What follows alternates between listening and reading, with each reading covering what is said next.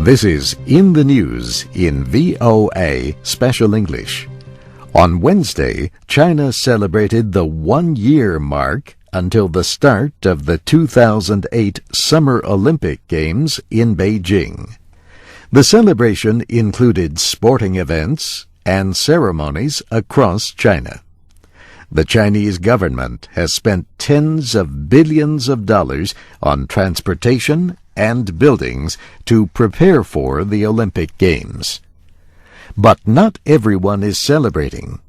China is being criticized for failing to honor promises to improve human rights and press freedom before the Games. The international media rights group Reporters Without Borders is among those criticizing China. The group says China told Olympic officials 6 years ago that it would improve its human rights record.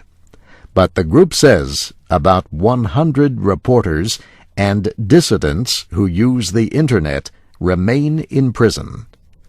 The group says thousands of other dissidents are jailed and executed in public every year. Reporters Without Borders held a protest Monday near the Olympic headquarters in Beijing. Chinese police detained about 12 foreign reporters covering the event. They were later released. Chinese Olympic officials have answered the criticism, saying the Games should not be politicized. This year, a new media law went into effect in China. The law gives foreign media freedom to report throughout China until the end of the Olympics without government interference. Officials with the organizing committee for the Beijing Olympics say China welcomes critical voices in the media. But China's actions do not support that claim. Officials keep tight control on the national media. They block foreign websites and broadcasts critical of the government. VOA's websites and broadcasts are often blocked in China. Some American lawmakers and activist groups have proposed legislation calling for a boycott of the Olympics unless China improves its human rights situation. China is facing criticism in other areas as well. Some Olympic sports teams have expressed concern about the effect China's air pollution will have on their athletes' health.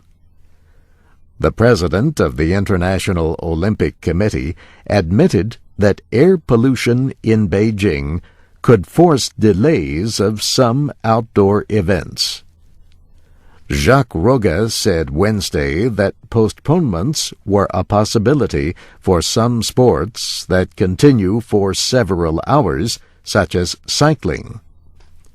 Beijing is one of the most polluted cities in the world.